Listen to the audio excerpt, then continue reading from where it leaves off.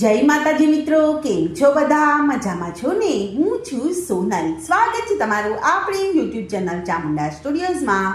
મિત્રો, આજે હું તમારી માટે લઈને આવી છું મહામાસમાં વદ પક્ષમાં આવતી વિજયા એકાદશીની કથા વાર્તા અને મહિમા. તો ચાલો સાંભળીએ કથા.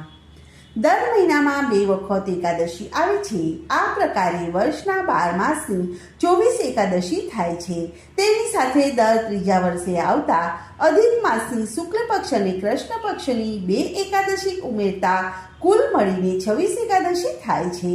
ઘણા ભાવિકો ભક્તિભાવપૂર્વક આ 26 એકાદશીઓ ઉપવાસ અને એકટાણા કરીને કરે છે. કેટલાક ફરાળ કરે છે. કેટલાક ભાવિકો તુલસીના પાન ઉપર રહે એટલો જ ખોરાક એક જ વખત આરોગે છે અને જળ, દૂધ અને ચાલીને દિવસ પૂરો કરે છે.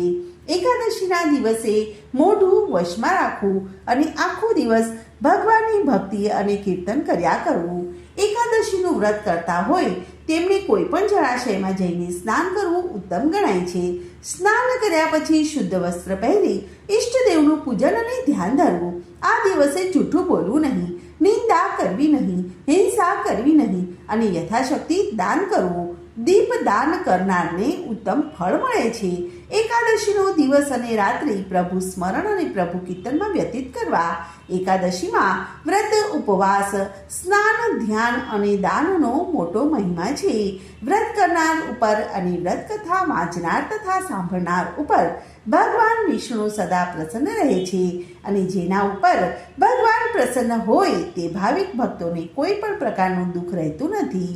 ભાવિક નર નારીઓ ઉત્સાહપૂર્વક એકાદશીનું વ્રત કરે છે. વિધિપૂર્વક એકાદશીનું વ્રત કરનારને આ લોકમાં વિવિધ પ્રકારના સુખ ભોગવવા મળે છે અને શરીર છૂટી ગયા પછી મોક્ષની પ્રાપ્તિ થાય છે.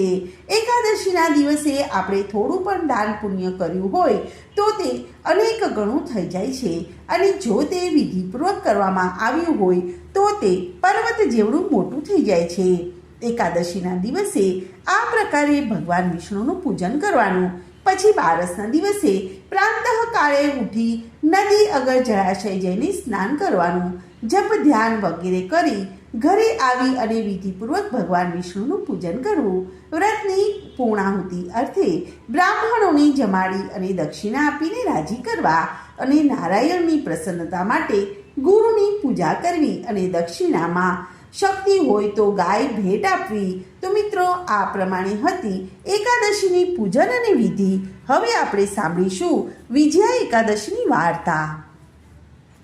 ધર્મરાજ યુધિષ્ઠિરે ભગવાન શ્રી કૃષ્ણને પ્રશ્ન કર્યો કે હે કેશવ, મહામાસની કૃષ્ણ પક્ષની એકાદશીનું નામ શું છે તથા તેની કથા મને કહો અને મહાત્મય કહો. ત્યારે શ્રી કૃષ્ણ ભગવાને કહ્યું કે આ પવિત્ર 11ને વિજયા એકાદશી કહેવામાં આવે છે. આ એકાદશીનું વ્રત કરનારના સર્વ મનોરથ સફળ થાય છે. એક વખત બ્રહ્મલોકમાં જઈ ચડેલા નારદજીએ બ્રહ્માને આ એકાદશીના મહિમા વિશે પૂછ્યું તો બ્રહ્માએ હર્ષપૂર્વક કહ્યું કે આ પ્રાચીન વ્રત કલ્યાણકારી અને પાપ નાશક છે અને તેનું મહાત્મય હજી સુધી મેં કોઈને પણ કહ્યું નથી. છતાં આજે હું તમને કહું છું, કારણ કે આ વિજયા એકાદશીનું વ્રત કરનારના નિરાશા અને કષ્ટ દૂર થાય છે અને વળી તેને દરેક કાર્યમાં વિજય પ્રાપ્ત થાય છે. પૂર્વે 14 વર્ષ સુધી શ્રી રામચંદ્ર ભગવાન, સીતાજી અને લક્ષ્મણ અયોધ્યા ત્યજીને વનમાં જઈને પંચવટીમાં પર્ણકુટી બાંધીને રહેતા હતા. તે પછી દુષ્ટ લંકાપતિ રાવણે કપટથી સીતાજીનું હરણ કર્યું. પછી સીતાજીની શોધમાં નીકળેલા પવનપુત્ર હનુમાનને લંકાપુરીની અશોક વાટિકામાં સીતાજીના દર્શન થયા. પછી હનુમાનજીએ રામચંદ્રના દૂત તરીકે પોતાની ઓળખાણ આપી. ત્યારે શ્રી રામચંદ્રજીની મુદ્રિકા તેમને આપી અને સર્વ વૃત્તાંત કહી સંભળાવ્યું. પછી રાવણ પર રોષે ભરાયેલા હનુમાને અશોક વાટિકાને ખેદાન મિદાન કરી મૂકી અને છેવટે લંકા દહન કર્યું. આ સમાચાર હનુમાનને જઈને શ્રી રામચંદ્રને આપ્યા અને તેમને સીતાજીએ આપેલો ચૂડામણી શ્રી રામચંદ્રને આપી અને સર્વ વૃત્તાંત કહી સંભળાવ્યું. ત્યારબાદ રામચંદ્રજીએ વાનર રાજ સુગ્રીવની સલાહ લઈને લંકા નગરી જવાની તૈયારી કરી. પણ ચારેય બાજુ દરિયાની વચમાં રહેલી લંકામાં જવું તો જવું શી રીતે?